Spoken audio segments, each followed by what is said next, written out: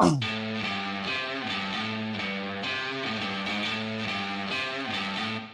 to the Pipeline Online Podcast. In this episode, we have Andrew Roman. He's an Ontario retired litigator, and he's going to talk to us about the current trend in using children to front climate change legal initiatives. It's very applicable since Saskatchewan is currently facing an injunction against the rejuvenation of our coal fleet, with one of the parties being a 12-year-old. There's going to be a lot to talk about.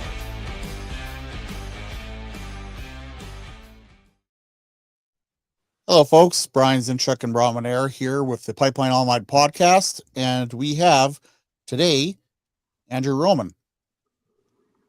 Good morning. Andrew, you want to introduce yourself and tell us a little bit about your background, please? Yes, I recently retired from practicing law in Ontario and was smart enough to move to British Columbia, where the weather's a lot nicer and so is the scenery.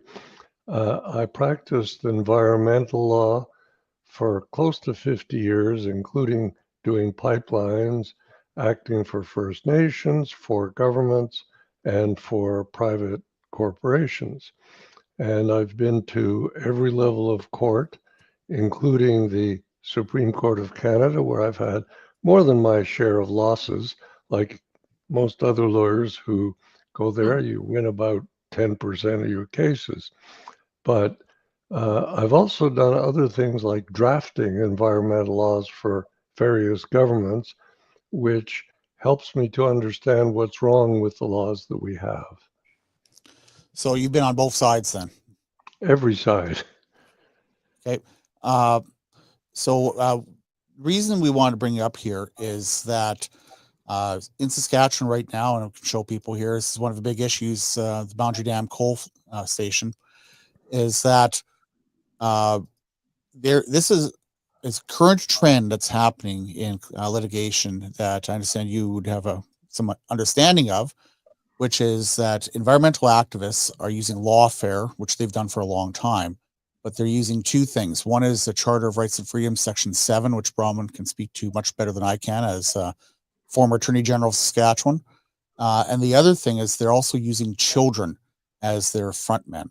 So this is being a legal thing. It's more Brahman's thing than mine. So I'm going to let you kick off here, Brahman.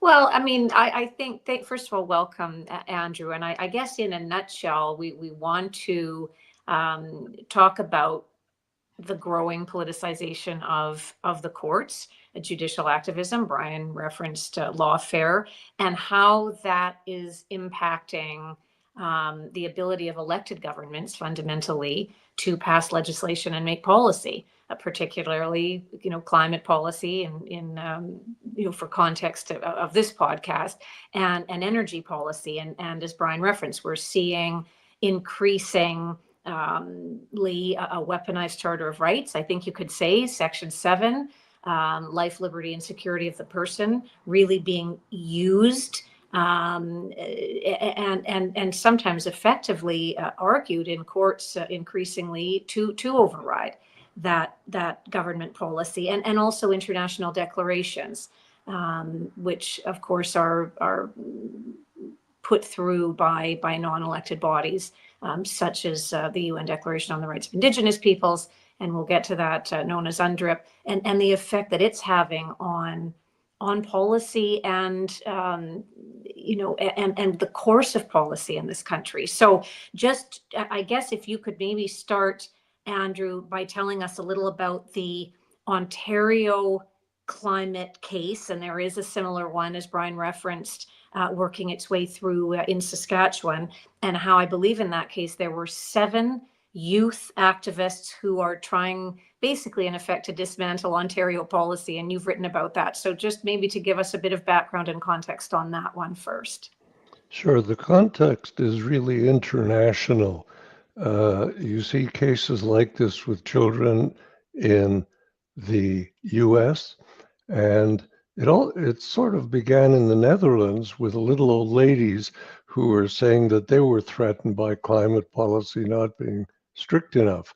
So what's happening is that people are using people that we see as vulnerable or victims to be the plaintiffs. And the idea is to get the courts to be sympathetic, because it's hard to be unsympathetic to children who say, we're scared that the planet is going to end. So that's why they pick these child warriors to be the front in these cases. But of course, children can't sue, so they have to sue through something called the best friend, which is usually a parent or another adult. And of course, children don't pay the lawyers. So someone is behind all this, and the children are being used as a front. What is the status, Andrew, of that Ontario case? Because they have achieved some success so far. Yes, astonishing success, particularly in the Court of Appeal. They lost at the first level, and the children's lawyer then appealed to the Court of Appeal, which said, no, you got to go back and have another hearing, because if Ontario wants to pass a law about climate change, that law has to be, quote, charter compliant. And what they meant was with Section 7 of the Charter, which you described earlier, but focused on security of the person, because climate change, the children say, makes them feel insecure because they feel that climate change will hurt or affect them more than anyone else. And I do think it's important to point out, sorry, I was just going to say, and certainly sorry to interrupt, that it's important to point out, and on Section 7, you mentioned security of the person. I know that at least one justice referenced approvingly the argument that they were putting forward, which was that they could face, death, risk of death under, as a result of what they say are diminished or watered down climate policies. And the lawyer for Eco Justice, who represented the children, said that the win was significant, which you've just referenced, because it basically, as he put it, boxes Ontario in and it opens up Ontario's complete climate policy to charter scrutiny. And so this is a big deal. I mean, this is a big deal, and it's a costly deal for any government. So please carry on. Yeah, no, it is a big deal, and it's costly, and it's precedent setting to that extent. But the underlying assumption in that case, probably also in the Saskatchewan case, and in most of these cases, is that a provincial government can fix the climate in that province. And no provincial government can fix what is a planetary problem or issue all by itself. And what you see on your screen is the assumption in the Ontario case that there's an invisible wall all around Ontario, and it keeps all the emissions from Ontario in Ontario, and all the emissions outside of Ontario out of Ontario. And that's not the case, of course. The CO2 emissions go up into the atmosphere, and the planetary winds blow them all around the planet. So you see the same thing about Canada. There's litigation that assumes that Canada has a glass bubble over it, which keeps all the Canadian emissions in Canada. And of course, that's not true either. So if everything flows all around, then what you look at is how much of our emissions affect the planet. In the case of Ontario, it's 0.3%. So the ability to measure emissions is accurate to plus or minus 15%. So 0.3% can't be measured. And yet here we are litigating to try and stop something that we can't measure. In essence, what the plaintiffs are saying in all of these cases, not just Ontario, is I want the court to order the government to do the impossible. I want the court to order the government to fix the planet, the government of my province. And there's no way the government of your province or my province or any other province or Canada can do that. So I'd like to get in here for a second, because exactly what you're referring to, I went through the pleadings for the injunction in Saskatchewan. I published basically everything that was of consequence in all the 5 different affidavits. And they talk about, Canadian, specifically CO2 emissions from Saskatchewan coal plants, but they don't talk about North Dakota coal plants, which is 6 miles from my house across the border. I did not see a glass wall south of Estevan. They did not talk about Chinese emissions. The only time China is referenced in any of the documentation is in regards to implementation of battery storage. And yet China is one of the absolute leading emissions emitters out there for any greenhouse gas. So, as you said, they're trying to accomplish the impossible, and they're only focusing on us, but not focusing on anyone else. Well, the problem there is the attorneys general of the provinces are not putting forward a very strong defense. Certainly in Ontario, they did not. They could have and should have called a group of expert witnesses to contradict the expert witnesses that Eco-Justice called. And there are several prominent American and Canadian physicists and other climate experts who will tell you that CO2 emissions are only a minor cause of planetary warming, that those emissions, the effect of those emissions is tapering off.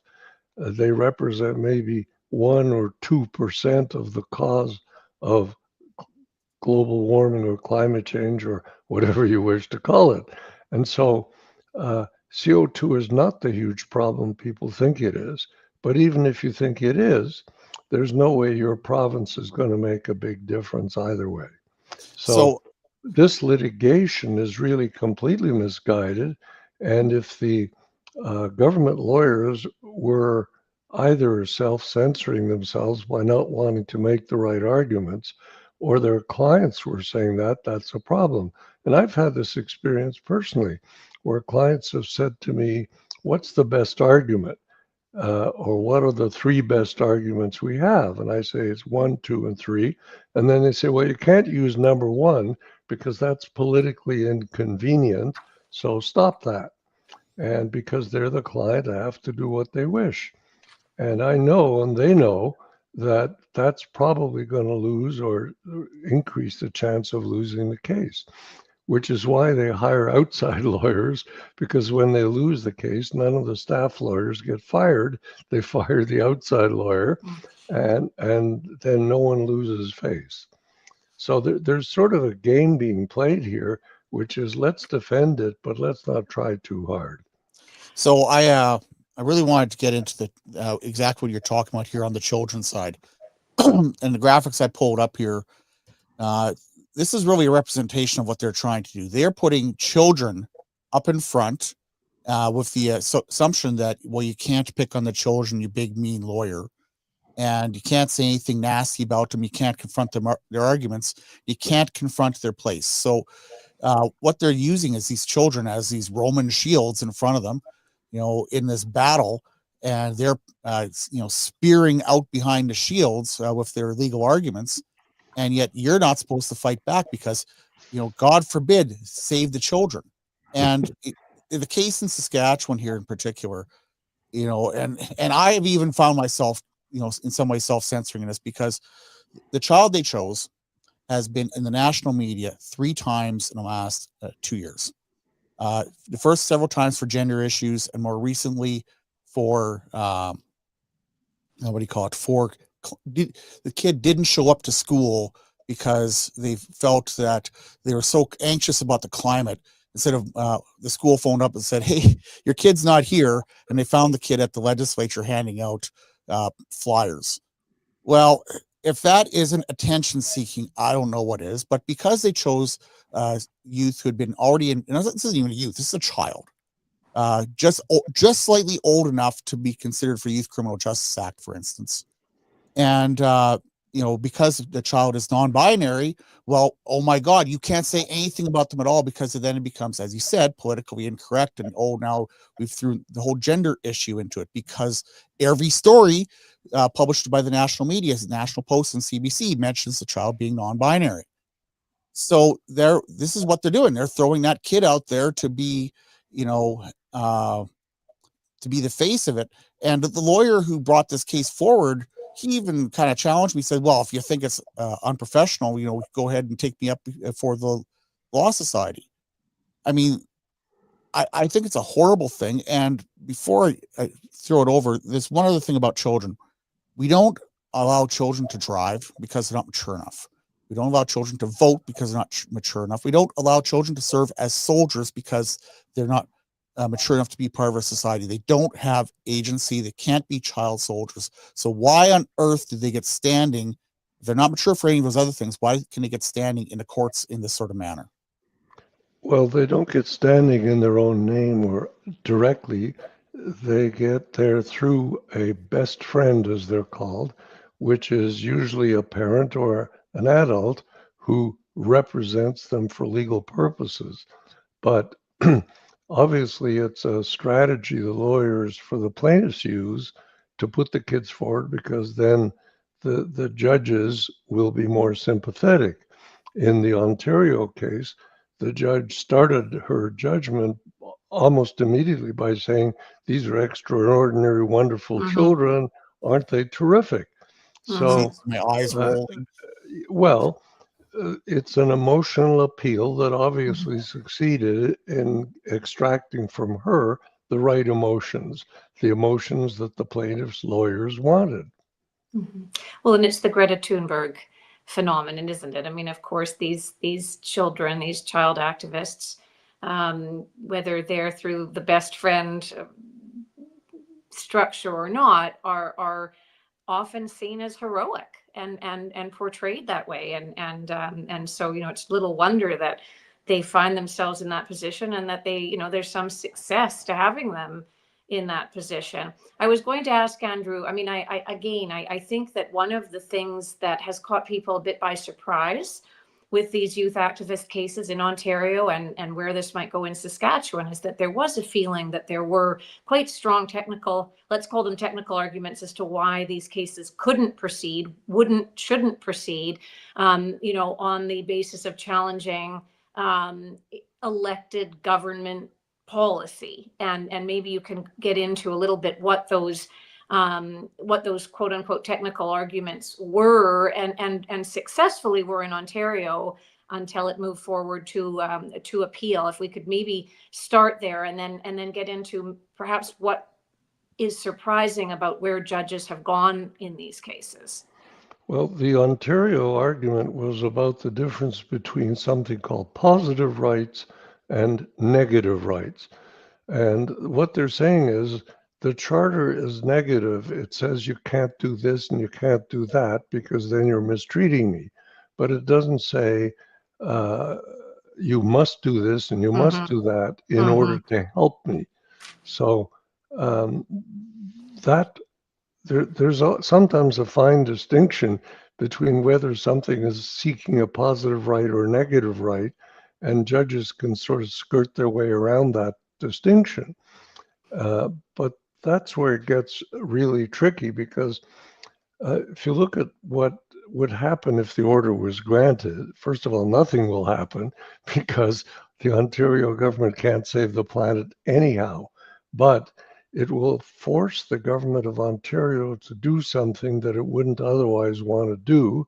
And the government of Ontario was elected to do certain things, and the judges are not. On the other hand, the judges didn't ask for the Charter of Rights that was given to them by legislators who said, we want you to do this. But they didn't say how they want them to do this.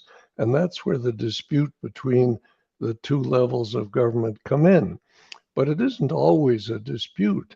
Very often what I've seen when you think about things like same-sex marriage or abortion laws, the legislatures won't touch it because they're controversial. And so they kind of wait for the judges to say, thou shalt do this, and then reluctantly they do it because they don't want to offend anyone who might vote against them. So there's this dialogue between the legislatures and the courts. But lately, the courts have been taking the dialogue a little further and sort of shouting at the legislature instead of whispering at them and saying, thou shalt do this. And it's not that difficult for a creative judge to make a negative right into a positive right, or to certainly appear that way. But where this is a bad thing is not just who gets elected and who doesn't, but it's what the courts are equipped to do and what they're not. This used to be given the legal term justiciability, which means capable of being decided by courts competently. And this is where the courts are weak, because they say, okay, the law says this, I interpret it this way, so here's my decision.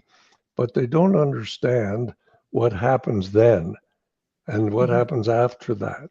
Right now, for example, in the Ontario case, if the kids succeed, it will make them worse off. They don't understand why, but let me explain it. Right now, youth unemployment is at an all-time high, and it's getting more and more difficult for youth to get jobs. If this case succeeds, it will raise court costs in Ontario, not just for courts, but for society at large, because it will raise energy costs and it will cause higher inflation. And when that happens, you get recessions. In a recession, an employer finds out who they really need and who they don't need, and they don't need kids. They don't need people starting out. They need people with experience. So if this case succeeds and the Ontario government is forced to do what it doesn't want to do, it will actually hurt the plaintiffs or other people who are the same age and in the same position. But the courts don't see that. That's really interesting. I had not thought of that at all, especially since I have an 18-year-old and a 21-year-old. We're going to come back to that in a second, folks. We've got the first ad come up here for 30 seconds. This is your chance to comment wherever you're watching this. So you can ask a question, you can make a comment, and if you're not being a jerk, we'll bring it up and maybe you can interact if you hear. So here's our first ad. There's a reason that HG Jack has dominated Saskatchewan's oil patch. That's because that distinctive curved walking beam reduces energy consumption by about 25%. That means 25% less power bills, 25% less carbon tax. That's a big difference. And it's available exclusively from Grimes Sales and Service, Batman, Saskatchewan. So there was something you said in the previous segment there that I really want to touch on before we get away from it, because I think it's really important. The lawyer who's a new lawyer, he actually is just called to the bar, I think in 21. I actually went to university with. We sat in some same classes, in engineering classes back 30 years ago. He passed, I failed. He became a professional engineer, so he is a professional engineer. But he's also a lawyer now with a Saskatoon firm.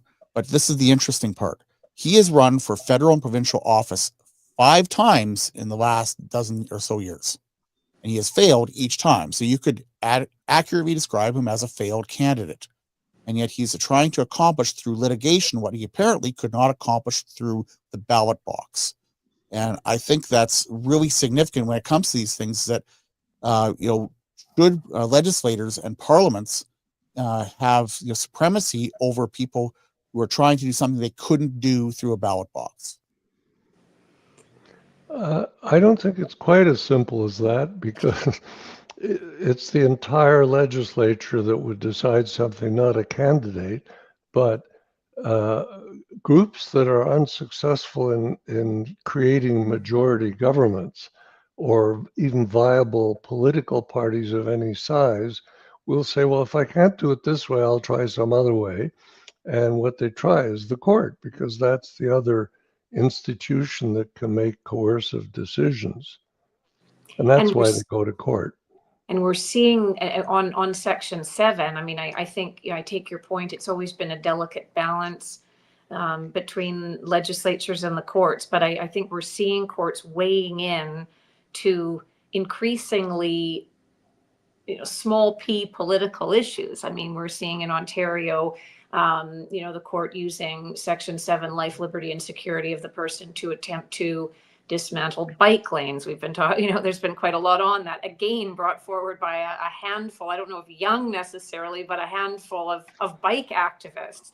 And they've, it's nudged that forward, that position that Ontario, again, will not be able to do that based on life, liberty, and security of the person. We've seen it with homeless encampments, again, Section 7, where, I know an attempt, and I've written about this in Kitchener-Waterloo, where they attempted by municipal bylaw to dismantle a homeless encampment, held Section 7, life, liberty, and security of the person, that government had to ensure somewhere to stay for every resident of the homeless encampment. I mean, that we're just sort of seeing that increasing political, weighing in, for lack of a better term. And I think that's what's really arresting people right now, and forcing them to take notice on some of these things. So anyway, I was going to ask you, Andrew, on the what you've called a landmark decision.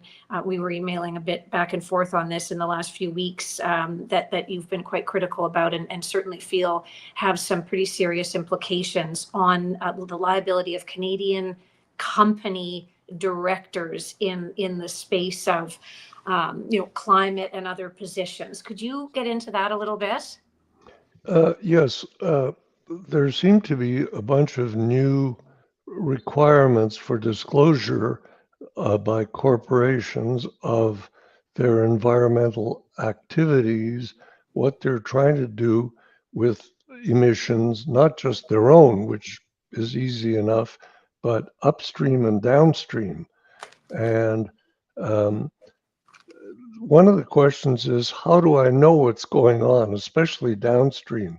So if we sell LNG to China, how do we know what the Chinese government is going to do with that LNG? They could use it to displace coal. And if they do that, then they're reducing emissions, even though we are not reducing them in Canada, they're reducing them more in China. But if they don't use it to replace coal, they just add it to coal, they're increasing emissions. So how would I or you as a corporate director know what the Chinese government is going to do with what we send to China? Or even if we sell it to someone in Canada, how do we know what they're going to do with it? Well, we're supposed to find out from them. They're supposed to estimate it. And then there's been a recent amendment to the Competition Act, which brings all this to a head. That amendment is been described as anti-greenwashing, but it's not. It's much worse than that, because what it says is that anyone, any environmental group or anyone who doesn't like you can apply to the competition tribunal to have a hearing. And in that hearing, you have to prove what you are saying is truthful, or you will pay a multi-million-dollar fine or 3% of your global assets. So that's a very big risk, which is why a lot of companies have simply removed everything off their website.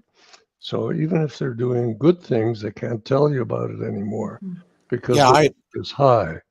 I'm really upset about that, because I see that even into the media space, and the reality is these multi-billion-dollar companies with floors of lawyers are not fighting as loud as Bronwyn and I have been screaming about this ever since that came out. This is a matter where it is fundamentally freedom of speech. We're talking 1984 becoming 2025, and we're taking away not only people's individual rights, but corporations' rights to express whatever they want. And if the corporation says whatever they want, someone can attack them for saying that. So the corporation's better off, safer, saying nothing at all and withdrawing it. And of course, if I'm a vigilante and I want to make some money out of it, if I succeed in my complaint against someone's corporation, they have to pay my legal fees. So that creates a financial incentive to be a vigilante. And I've written about this in the Financial Post because I was concerned that I thought this was very unfair. So we have a comment question here about uranium. And I don't think it counts towards decreasing downstream emissions because the emissions are not actually measured, they're estimated. And it depends on who does the estimating and how they're estimated. One of the problems with what we were just discussing with the Competition Act is that it says that a corporation must prove that it's doing so in accordance with an internationally accepted standard. Problem is, there's no such standard. Yeah. And when the Competition Bureau was asked for advice to say, tell us what that standard is, they couldn't tell you. They said, you find it, and if we like it, we'll say it's okay. But they didn't know. And normally when you're drafting legislation, and it's something I've done quite a lot of, you should put in your definition section any word or term that isn't a normal term and define what that is. And there's nothing in the law that says, how do I know what is an internationally accepted standard? Which means you have to go to court to find out. You have to pay the other guy who got you there. And then you risk, if they don't believe you or accept you, having multi-million-dollar fines. So no one wants to do that. Isn't that Bad like the law. argument going back a few decades? What is porn? Well, we know it when we see it. That's Is that right. kind of a similar thing? It's the very same idea. We can't define it, but it's there, and you're going to be in trouble if you do it. Right. The decision on company liability, Andrew, wasn't a decision, it was an opinion. Could you just explain a little bit more by whom or how that came about and what significance you think it is? And I guess just a comment too on the trap you think it could represent. Yeah, I think the opinion is essentially that several law firms have published opinions on this, that you should sort of say next to nothing, withdraw what you have, because nobody knows what the standard is, and you don't want to be the one to find out the hard way. That's essentially the problem that law creates. And I'm surprised that it hasn't yet been successfully challenged as being unduly vague. And there is case law that says that corporations also have freedom of expression. That was in a tobacco case years ago. So Yeah, that's what I was referring to. yeah. So it should be updated, I guess, and someone at some point will take the Competition Act to court and it'll work its way up the judicial ladder. And I would hope that it'll get set aside or struck down, or better yet, changed before we go that far. What was particularly devious about it was that the law wasn't published separately. It was sneaked in with a budget bill, which was several hundred pages, and no one noticed it was even there except the people who wanted it to be there. And that was essentially Eco-Justice, who recommended that it be passed. And the government said, yes, okay, threw it in with all this other stuff so that it wouldn't be noticed. So, Bronwyn, you had mentioned something about Bill C-69. Yes, just that Andrew had addressed the Senate back in the day when Bill C-69 was, first, I guess, top of mind to a lot of people. And so, Andrew, you can maybe tell us a little bit about that. You appeared in front of the Senate asking for amendments. I noticed I had appeared in front of the Senate saying that the whole thing should be scrapped. And, ultimately it is still on the books. I guess just looking back on, although through potentially, being entertained are some revisions. I know Stephen Guilbeault before the federal election was talking about how he felt it might still have teeth, and here we are. And as I say, still hasn't been repealed. I don't know. I think it's still very destructive. But anyway, I guess thoughts on then and now in terms of what you felt was important to address about the bill then, and where you think we're at now. Well, the point I was making, the central point I was making, is that we should assess the project, not the planet. And the way the act is written, you have to assess what's happening all over the planet as though Canada would know. And this picks up on what we were saying earlier about what China would do with our LNG. There's a lot of stuff in the Impact Assessment Act that is highly speculative. And you could take many different positions, but ultimately, there's a principle in law that whoever hears the case should decide the case. And the way the Impact Assessment Act is set up is you go through this hearing with 10,000 page report, but the people who hear the evidence decide nothing. And the people who decide everything hear nothing because it's all put into the cabinet. And what used to be the National Energy Board, which was a highly respected board, has been replaced by a new board that is just starting off and that decides nothing but hears forever. And so anyone who wants to build a pipeline or any other long-term project would be deterred by this, which is why I use the expression the No More Pipelines Act, which the politicians seem to like, and so they picked it up. I didn't know that was Did yours. did you start that? Really? I think I did, yes.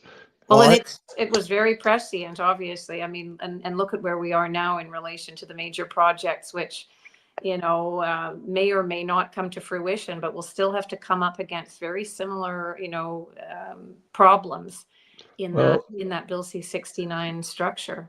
Okay, they I just can't, want to go to one more ad here, and then we'll come back and keep talking okay. about pipelines because Andrew, I used to build pipelines. I really want to get into that. So just 30 seconds here, folks. And don't forget to make some comments. For your well servicing needs in southeast Saskatchewan and southwest Manitoba, you need the General. That's General Well Servicing of Cardiff, Saskatchewan. They've got a fleet of double, triple rigs, pressure vessels, and lighting rentals ready to serve you. They can perform rig assist and frac assist operations as well. Call Kevin at 306-482-3244. That's Call the General at 306-482-3244. Yes, sir. Okay, I'm in awe here. If you're the guy who actually cooked up the No More Pipelines Act, I bow at your feet because I've used that more times than I can count. I know Jason Kenney used it a lot. It's been used by pretty much everyone on the right political spectrum, including Bronwyn. And, I used to build big inch pipelines. I worked on the, what was it? The Enbridge Terrace B expansion in 98. I worked on the Trans-Canada line in what do you call it? I think it was in 97. That the one that could have ended up becoming Energy East eventually, that 42-inch line. And I worked on the Alliance pipeline. And the Alliance pipeline, from start to finish, when we first put shovels in the ground to gas flowing through it, took 16 months. And that went from Fort St. John to Chicago. And now, getting TMX was 4 or 5 year project that went 6 times over budget, and since then, no one has wanted to touch a pipeline at all. Again, no more pipelines. Well, I gave the Senate an item by item recipe as to how to amend the act because they can't just repeal it now because they've got rid of the National Energy Board. And so they have to go back and say, we'll repeal this and not that. And the brief I gave the Senate, which is there for anybody, it's on the record, is a section by section analysis of what should be repealed, what should be amended, the language of the amendment. It's all there. It's not rocket science if I can do it. And certainly any legislative drafting group could fix that legislation in a month or two at the most. And Andrew, let's just remind listeners, I mean, there was the Bill C-69 in its original form, went to the Supreme Court. That's when the Supreme Court just more or less agreed with Court of Appeal of Alberta, which held that the act had taken a quote unquote wrecking ball to provincial jurisdiction, and not to get into all of that again, but obviously what came out of that was an attempt by the federal government to deal with that Supreme Court decision and revise things. Where is that at? And I guess in terms of their attempts to tweak it after the Supreme Court held it was unconstitutional. And where do you see Bill C-69 fitting into the major projects discussion, where we're hearing, Prime Minister Carney say, oh, let's move all these things forward. That's already being criticized and questioned. But Bill C-69 remains on the books. Where does that fit into how we move anything forward? Well, the big thing about Bill C-69, apart from all the hearing nonsense, is that all power is in the cabinet. They make every decision, including who gets exempted from C-69. Mm-hmm. So we didn't really need C-5 because the cabinet could simply say, you, and you are exempt. They brought in C-5 because C-69 is not the only law, and other laws need to be sidestepped or changed as well, such as the industrial carbon tax possibly, or other things that make it very difficult to carry out projects. But of course, to the extent that things that delay projects occur within a province, there's a constitutional separation of powers issue too. So it gets a little more complicated, but with any kind of federal provincial discussion, they should be able to build pipelines if that's what they really want to do, as opposed to an east to west power line, which has very little utility and will cost a lot of money. It's not another CPR. We had a related question here from Arthur on YouTube. He said, do you think there's any value in Bill C-69 to avoid court cases like the one that killed Northern Gateway? Well, because C-69 will prevent any pipeline or pipeline hearing, there will be no court cases. So in that sense, the questioner is right. There's no need to bring a court case if there's no pipeline application. And the reason why it's a No More Pipelines Act is because the message to a pipeline company or to potential investors in one is don't bother, go away, because you'll never get long enough. So there was the Globe and Mail apparently put out a story here over the weekend that released a confidential list of 32 major projects that are under consideration under C5, and one of them in particular seems very interesting. It's supposedly a pipeline to northern BC, which require two things. You have to scrap the tanker ban, and you would also have to, somehow get around C-69. Any thoughts about that? The list is just a list of things to be considered, and after consideration, they can say, well, we can't do that because C-69 says we can't, or would make it impractical to do that. Or they can play the game of, well, we're open to anyone who wants to invest, but we're not changing C-69. Or we're not going to lift the tanker ban, or any one of these other effective blockades. And I mean, it's interesting on that pipeline, which you just referenced, Brian, in the Globe story. Adrian Dix, the Minister of Energy for BC, said, "Well, it's not a real project. Doesn't have a proponent. We don't want fantasy projects." That's what he called it. And so, pretty strong language. I mean, Premier Smith is apparently got private backers for this pipeline, or she's certainly in talks to have people who are ready to advance this from a private perspective. But pretty interesting reaction, I thought, from BC. And I mean, Prime Minister Carney has said nothing can move forward if you don't have the approval of a province. Let alone the whole, Indigenous approval side, which is what I wanted to ask you about briefly, Andrew, on the UN Declaration on the Rights of Indigenous Peoples. Obviously, we know, that has certainly come up over the summer and before that about the need for free, prior, and informed consent, which is what that declaration calls for on any major project.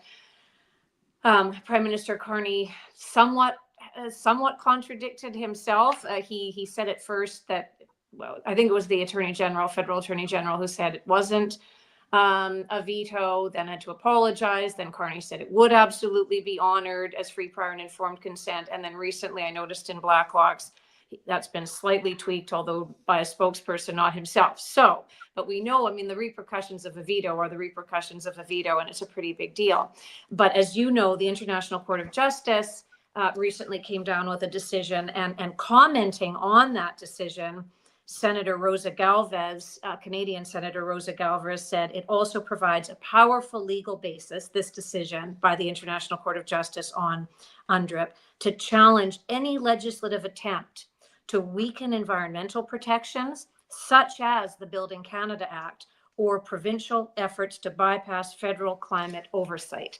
And I think if we're going to talk about the theme of this show, it's really about the increasing stealth, let's call it, by which some of these things, which were potentially underestimated before, the power of the youth activists, for example, the power of UNDRIP to become part of Canadian law, another example, which actually are now coming to bear and are happening and are becoming entrenched. And Senator Galvez's comment, I think, is quite revealing in that regard. So comments on all of that. And I guess the even though the UN Declaration on the Rights of Indigenous Peoples is a declaration, is it going to become entrenched in Canadian law and stop projects? It can and will stop projects if people misunderstand what's in it. And it is widely misunderstood. I've blogged on this and written on it. Free, prior, and informed consent is usually abbreviated as FPIC. But what it says is not that Indigenous peoples have that. What it says is that the governments have a duty to consult in order to achieve free, prior, and informed consent. It doesn't say they have to do that. It just says they have to try to do that. If they don't succeed, then free, prior, and informed consent is not necessary. But that's not the way it's been interpreted at the Senate. Even though I've explained it to them, others have explained it to them, they insist on misinterpreting it, and so have the governments. So it's been a kind of Trojan horse, where what happens is they claim that UNDRIP requires this, that, and the next thing, when it doesn't. But it's put in there and treated as if it said that. So what's happening is we enshrine UNDRIP, we then invent what it says, and then we create what we've invented. Interesting. So I have a question here. As you've been involved in many of these cases, you mentioned, we were talking beforehand, that you were involved with the Mackenzie Valley Pipeline, which was nearly 50 years ago now. Right. Obviously, you're a spring chicken here. So the thing I want to know is that, have we become Canada? We can't do anything. We can't build a pipeline. We can't build a mine. We can't. I mean, that list of 32 projects that the Globe and Mail published, there's all sorts of stuff that we can't or haven't been able to do. We had a previous guest talking about the Ring of Fire in Ontario, which is, on that list, and yet which is an enormously difficult thing to get through because of what you just said about the prior consent, about duty to consult, about some people who, doesn't matter what you say or do, they will never be satisfied. What are your thoughts on Canada? The Canada is what I would call a banana republic, and the word banana is an acronym for build absolutely nothing near anyone. Yeah, and I love that. Use it a lot. That's what we are becoming or have become, using any excuse, whether it's FPIC and UNDRIP or pipelines being dangerous. I mean, I keep saying that the average pipeline is 36 inches in diameter, mostly buried underground. So it's actually about the same size as my waistline, and it's not all that threatening to anyone. But we insist on treating these things as dangerous. I saw a comparison between Canadian environmental assessment and that done in the US, where they have more states than we have provinces, each with their own laws and stuff. their environmental assessments take about a third as long as ours. And at that point, they have a decision, and we have lawfare. The Trans Mountain case had something like 30 or 32 applications to the courts, only 2 or 3 of which won anything, but there was constant lawfare. And they had, I don't know how many thousand participants given standing, which means any one of those could have started a court case. And it also means that it took years because everyone had to be given a hearing. And that was under the old law before the new law came in. Under the old law, they only had to look at maybe 12 different issues. Now there's 22 issues. And yet the law says it should take less time than previously. There's no way that's going to happen. So Canada is working very hard to make sure that we become banana. Is the U.S.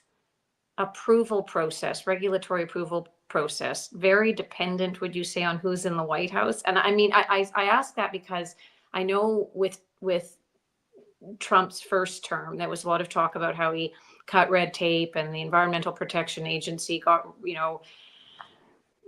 changed around and things, apparently red tape was cut and it made a huge difference.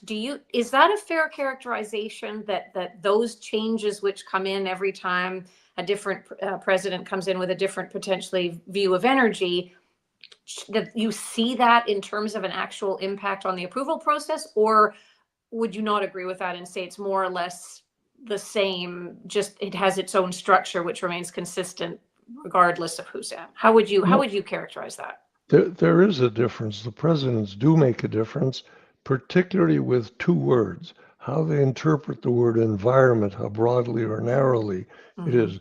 Does the environment involve gender ideology, which is what's put into Bill C-69, Yes, it is. or does it not?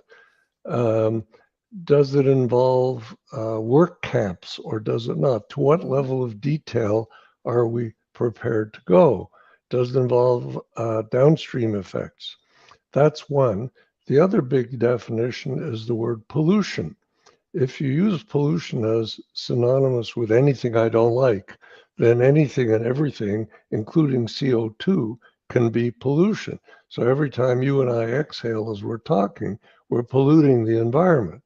But the other definition, which is the one I started out with when I was first practicing, is something that causes local damage that is measurable, such as soot or lead or other things that land near the chimney where they come out or near the river where they're dumped. So I can't believe how much I'm agreeing with all of you on all this stuff here, because the CO2 part, we should just stop breathing if we want to stop pollution. I really took issue when the Trudeau government started saying that CO2 was pollution. I've got one final question here before we start to wrap up, and it came from Arthur again. Any thoughts on the UNDRIP court case on the Chalk River disposal facility and what actions should be taken from a Section 35 perspective? Obviously, this person is probably a lawyer that's listening to this. I haven't got into that case, so I really can't answer it. I'd have to read what's going on. I know what there is at Chalk River, and I know that someone or other has started some litigation, but I haven't had a chance to read up on it. Bronwyn, you want any final comments?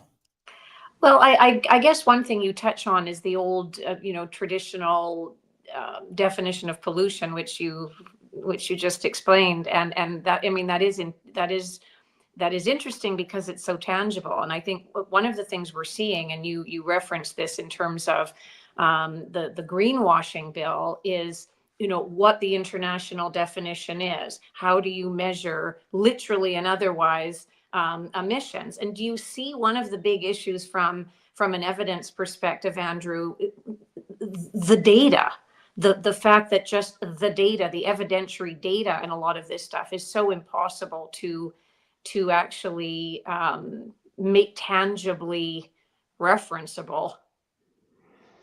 Yeah, I think the problem with the word like pollution is if it's being used emotionally, because most governments have quite reasonably a policy known as polluter pay.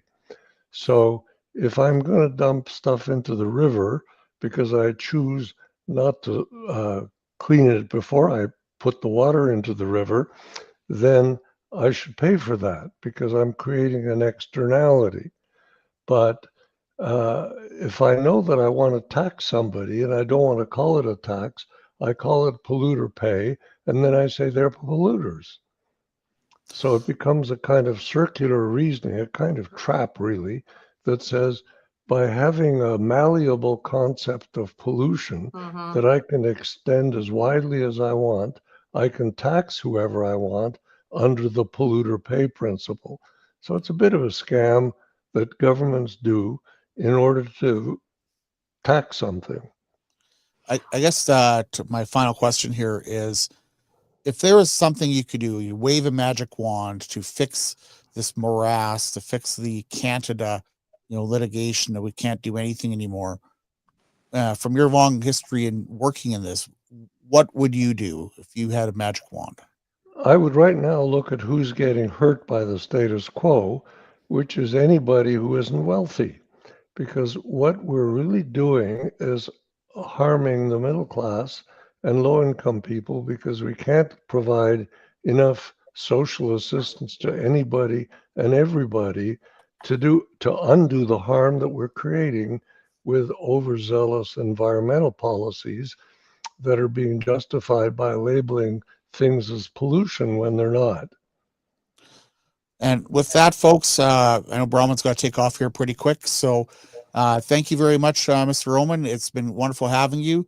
I did ask him earlier if we could republish the opinion piece he published in the C2C journal, and we're going to see if we can get that put on Pipeline Online here in the near future. It's We should also definitely put worth a on the, read. sorry to interrupt, Brian, the C69 submission. Well, we'll have to see if we can dig that up too, because I think that these are the things that we definitely want people to see. And for someone who's been in the trenches, thank you, sir. If you were military, I'd say thank you for your service, especially on the more pipelines thing. And that's it, folks. Have a good day. Thank you Thank you. so It's much, been a Andrew. pleasure. Thank you.